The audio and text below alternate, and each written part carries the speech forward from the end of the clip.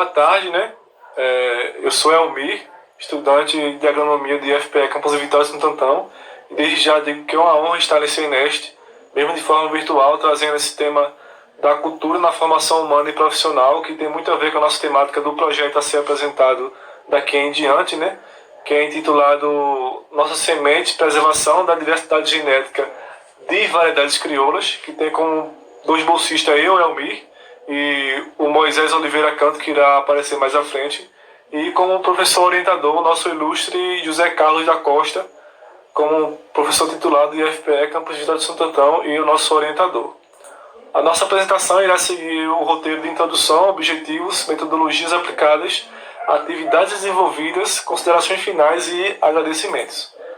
Bom, como já se sabe, né, a agricultura em si se iniciou por volta de 12 mil anos atrás, no qual o homem passa de nômade a, entre aspas, sedentário e começa a cultivar seu próprio alimento como forma de subsistência. De lá para cá, né, as espécies que eram selvagens passaram a ser domesticadas a partir de uma seleção de quais espécies eram mais produtivas e quais grãos se selecionavam para alimentar a certa população que vivia nos povoados.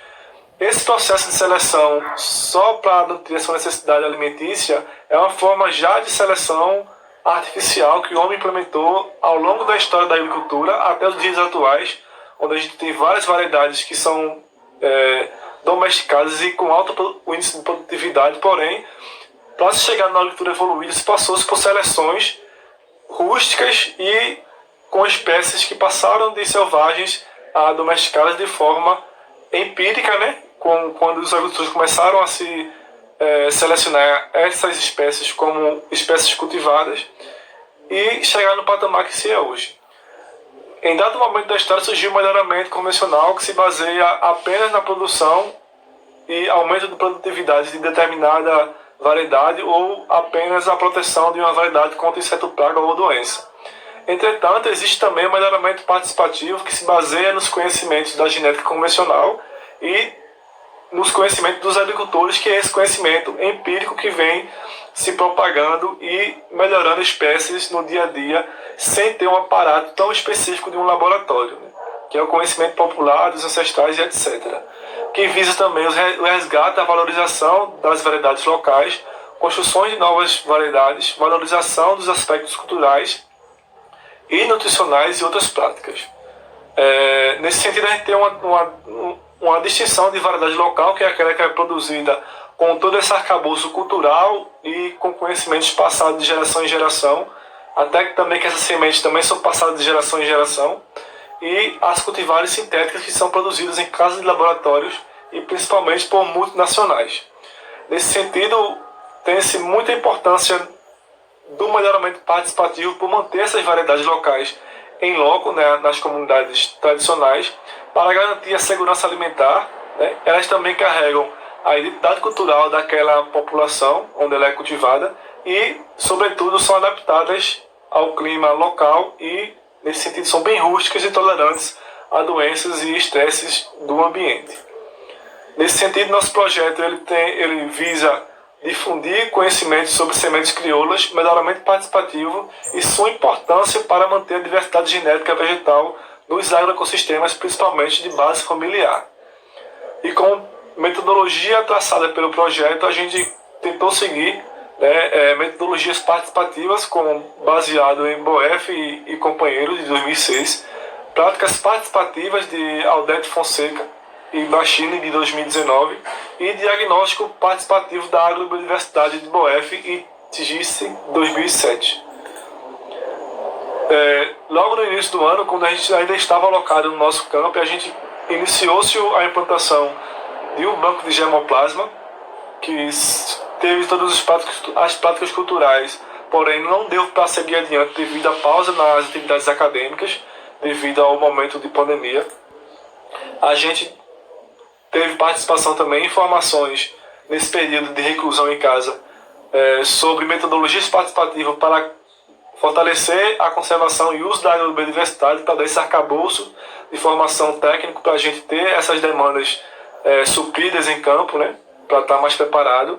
Também participamos No caso, eu participei de uma mesa redonda sobre a agricultura familiar e os protagonismos estudantil, como forma de participação acadêmica. Já em campo, na minha cidade, quando eu comecei a desenvolver as atividades aqui, iniciei a lista da agrobiodiversidade junto com um dos agricultores. Essa lista nos deu um arcabouço do quão é diverso o agroecossistema do agricultor, tentando ver quantas tem, qual o tempo que tem, se ele ganhou, se ele comprou essa variedade e quantos anos ele vem cultivando essa prática. E a partir daí começamos a fazer manejos nesse agroecossistema de como separar essas espécies para que elas não cruzassem e essa variabilidade acabasse perdendo uma característica de uma cultivar. Também participamos de mutirão em parceria com certa serviço de tecnologia alternativa, no qual o mutirão Ciranda vai em algumas cidades fazer algumas atividades pontuais de melhoramento de alguma prática cultural numa determinada comunidade. E aí tivemos um mutirão na comunidade de Jaqueira, em Fervedouro, no qual tivemos a oportunidade de conhecer a Dona Gal, que é uma das guardiãs de sementes, no qual ela nos presenteou com o milho ponta fina e mostrou seu cultivo de espécies que elas faz em consórcio com o feijão, né? E aí ela nos mostrou as características de como ela seleciona esses grãos para plantar daqui a um ano, que é o próximo inverno. E aí ela mostrou como ela seleciona essas sementes, o porquê que ela seleciona e cultivar essa espécie, essa variedade está lá na comunidade há mais de 7 anos. Então já tem uma história e é considerada também uma variedade local nesse espaço.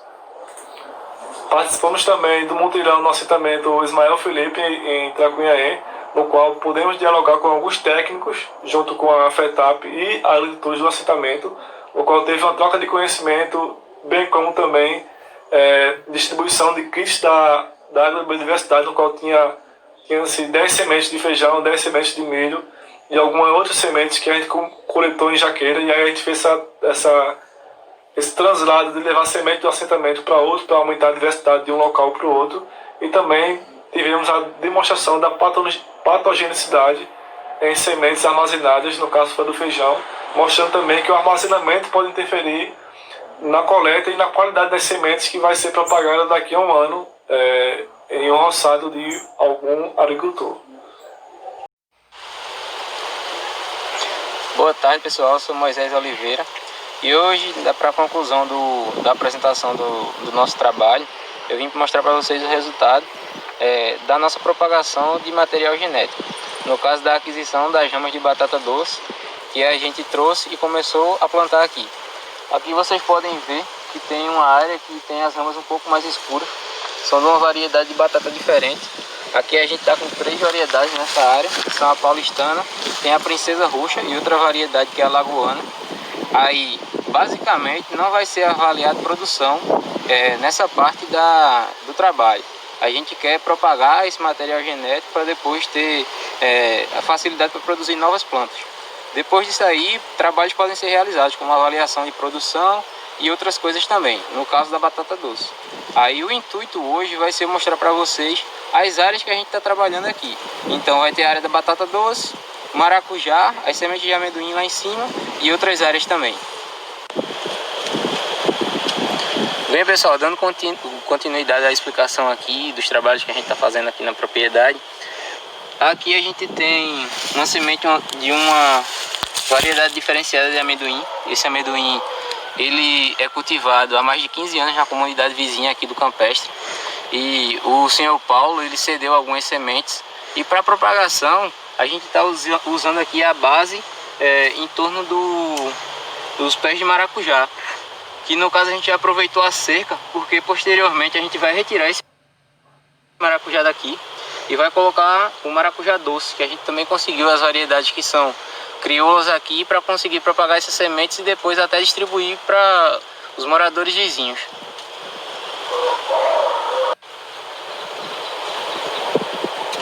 Bem, pessoal, continuando aqui, essa área é a área do plantio de couve, onde a gente também colocou aqui algumas mudas de laranja pocã, que o intuito era aproveitar ao máximo a área já que a área a gente também fez a cobertura morta com resto de capim moído. Aí, como a área aqui está coberta, vai evitar ao máximo essa umidade do solo e a gente vai ter uma facilidade maior para, depois da retirada desse plantio de couve daqui, propagar a batata doce que a gente vai tirar da área de várzea lá embaixo. Aí, depois dessa área aqui, eu vou mostrar para vocês como está agora a área onde a gente cultivou o milho da variedade Gabão, que agora está com um plantio de macaxeira, e próximo a ele também temos outras mudas de laranja da variedade Pocã. Bem, pessoal, essa área aqui que vocês estão vendo é a área de macaxeira, que fica do lado da área onde a gente tem plantado o milho, e dentro da macaxeira também tem algumas mudas de laranja da variedade Pocã. Nessa área aqui que tem essa laranjeira dentro do plantio de macaxeira, não foi feito coroamento, porque como está coberto, não tem necessidade de fazer esse coroamento para posterior cobertura morta, já que a própria macaxeira já está fornecendo um ambiente adequado para o desenvolvimento dessa laranja. Mas agora eu vou mostrar para vocês, na outra área que não é coberta, como é que a gente fez o manejo do coroamento em volta da laranja. Aí, bem, pessoal, aqui a gente fez esse coroamento justamente no intuito de fazer uma cobertura nessa área em volta dessa laranja, e aqui dessa laranjeira, e aqui mesmo a gente poder implantar novas plantas como açafrão da terra e outras que a gente está tentando buscar aqui na comunidade com agricultores mais antigos, e depois de propagar essas plantas a gente poder difundir e perpetuar, né, continuar plantando essas mudas, essas novas plantas, para depois a gente, quando tiver uma produção maior, a gente também poder distribuir e quem sabe tá doando essas mudas também para o pessoal, não só dessa comunidade aqui, mas das comunidades vizinhas. Bom, muito lindo de se ver essa diversidade de variedades que Moisés acabou de mostrar, que no sítio Barrancos e adjacentes em Belo Jardim, onde ele tem um acompanhamento direto pela sua vida cotidiana, e evidencia notoriamente que essa diversidade ela é uma diversidade que vem sendo melhorada a cada ciclo anual, como o amendoim, que já tem mais de 15 anos que vem sendo renovado nas comunidades lá do sítio Barrancos e adjacentes, bem como o milho, a batata doce e assim por diante, que é o melhoramento onde se tem essa prática cultural de se renovar esse ciclo de cultura a cada ano. E aí tem-se uma frase do senhor Josimar, que Moisés parafraseou para a gente, que diz assim: temos que recuperar e multiplicar, mas sem parar de produzir. Ou seja, se tem essa renovação da cultura, se tem esse melhoramento empírico dos próprios agricultores, mas visando também essa produção e retorno econômico para renovar ainda mais essa propriedade de base familiar. Nesse sentido, temos as nossas considerações finais, né?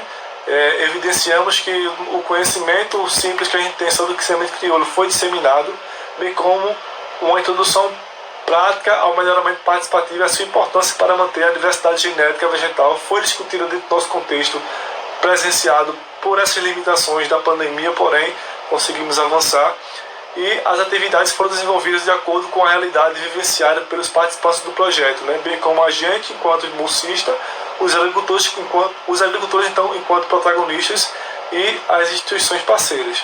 E agradecemos ao nosso professor orientador José Carlos pela paciência e pelo diálogo direto com a gente.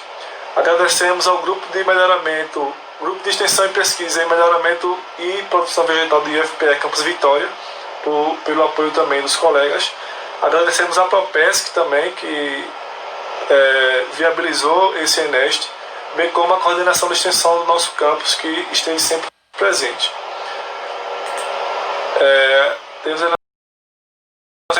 Muito obrigado pela audiência, espero que estejam todos bem, muita paz, muita saúde, e que esse ano de 2020 acabe bem para todo mundo. Até mais e um abraço.